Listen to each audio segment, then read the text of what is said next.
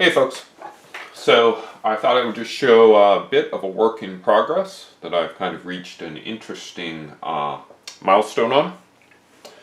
So basically what I have is a new language that I've built primarily for doing LED animation.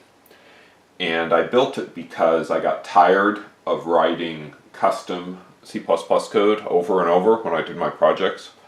And I also got really tired of how much time it took to make changes to my code. You know, you have to do download and compile, download, and then test, and then go back.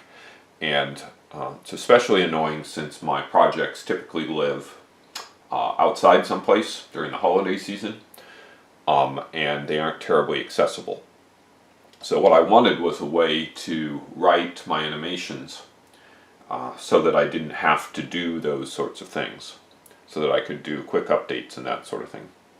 And I'm not sure at this point whether I've actually saved time. Overall, the time I've invested in doing this is far more than I probably would spend doing updates. But it's been a fun little project. So anyway, what you're looking at is what I call the dodecahedral light engine. So I built this for a project a couple years ago, and these are little dodecahedrons, or globes. Each of them has 3 WS2812 LEDs on it. And so that's 10 faces, plus the top, and then the bottom is a mounting face. So 33 LEDs in total. And right now it's running a little animation that is animating each face separately. So if you think, out here on top, you can think of it as kind of like a color wheel rotating around. And obviously, because the faces are offset a little bit, there's one here, and then there's one here, and then there's one here. To get the blend right, you need to take that into calculations. So I had code that did that in C++. But as I said, I don't like the issue of doing C++. So what I did is I created this little language, which is called dim. And I also created a little IDE for it. And the IDE actually runs on the ESP32, which you can kind of see hiding out down here.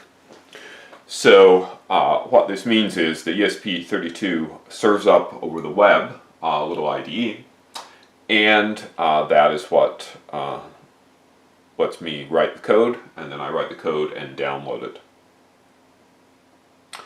And basically the language itself, we can kind of look over here. The language itself is kind of this weird cross between BASIC and C, I guess. It has some basic functions, BASIC-like functions, and some C-like functions. At the beginning, I do a config LED. This says that I'm doing RGB LEDs. I have 33 of them, and it's on pin 13 of the ESP. And then the language has functions, and basically the big thing you need to do this animation is you need to know what color to give for a given angle.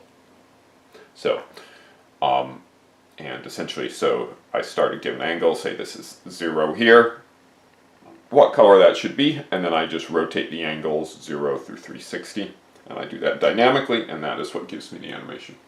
So there's code here that figures out, and essentially you're blending. It has 3 blends. There's our the first blend is between red and blue, then the second one is between red and green, and then the third one is between green and blue.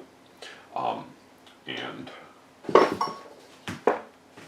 somewhere here, you can see I have this nice drawing here. This is all the derived, all the quick little math, and it's not perfect. The implementation I did was not perfect, but it's pretty close. It's good enough for what I want to have. So we have that to figure out the animation, and then we have what's called doChunk, and doChunk handles the fact that the LEDs are grouped into groups of 3 per face. So basically it's going to figure out, if you pass in chunk 0, it's going to set LED 0, 1, and 2. If you pass in chunk 2, it's going to set LED 3, 4, 5, and so on. So you pass in do chunk, you pass in the angle, it calls this function up above, and then sets all 3. And the actual colors, so interestingly, I need to go back up. So this language supports what I would call,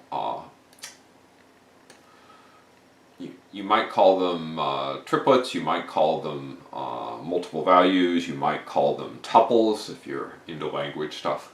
But basically each variable can have multiple values. So here we're setting value, and that's the red value, that's the green value, and that's the blue value.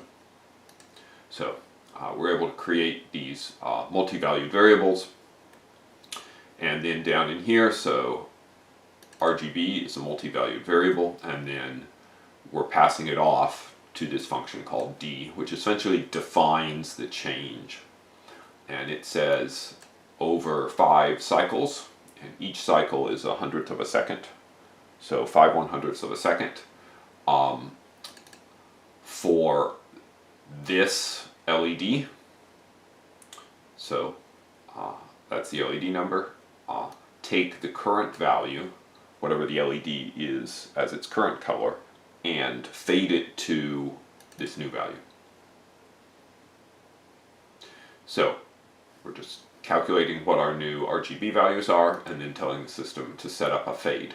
And D just means set up a fade, it doesn't mean perform a fade.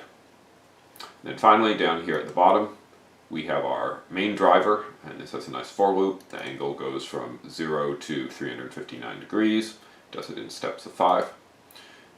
It's PL means print, and it's going to call do chunk, and each of these calls to do chunk is to do one of the faces on the device, the light engine. And then the angle here is determined by where the face is on the dodecahedron. So essentially, so we've got called do chunk for each of the 10 chunks, and that defines the animation for each of them. So it says we're going to go from the current color to this color. And then A actually does the animation. So that means we're going to do 5 steps. So you can think of A, we set up this chunk, and then A blocks and does 5 steps once every 10 milliseconds. And then it returns, and then we go back and we do it again. So that's how it works. So that's a really, really quick introduction to how the language works. At some point I'm going to write up more. The language is mostly done, although I need to go off and dig up some of my other animations and see if I can actually write them in this language. It's a pretty decent language, and I'm doing some code improvements in how the language actually works. And one of the things you note, if we switch back and look at the actual animation, you notice this isn't putting out much light. The intention, the original design, was that you would take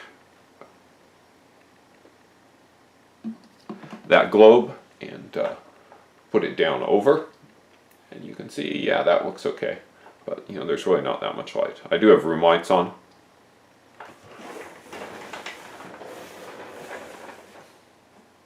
I can turn the room lights off. There's light from the outside, but it looks okay. It doesn't look great. But mostly that's because if we switch back and look at our code here, we'll see I have a little variable here called brightness. And brightness controls how bright the LEDs are. So they're turned way down. So just to prove that this system actually works, and we'll see if it actually works, I'll turn brightness to 0. Now let's switch back and look at the globe and see what happens. Hey, what do you know? So that bumped the brightness up all the way. The camera adjusted a little. You notice everything else outside got a little black, but now it's putting out quite a bit more light. If I go and take the globe off, we'll get the typical effect where it'll just kind of wash out the sensor. So that's kind of the proof of concept where we are. Not quite ready to share it with others, at least the implementation, but we're getting there. So, thanks for your attention.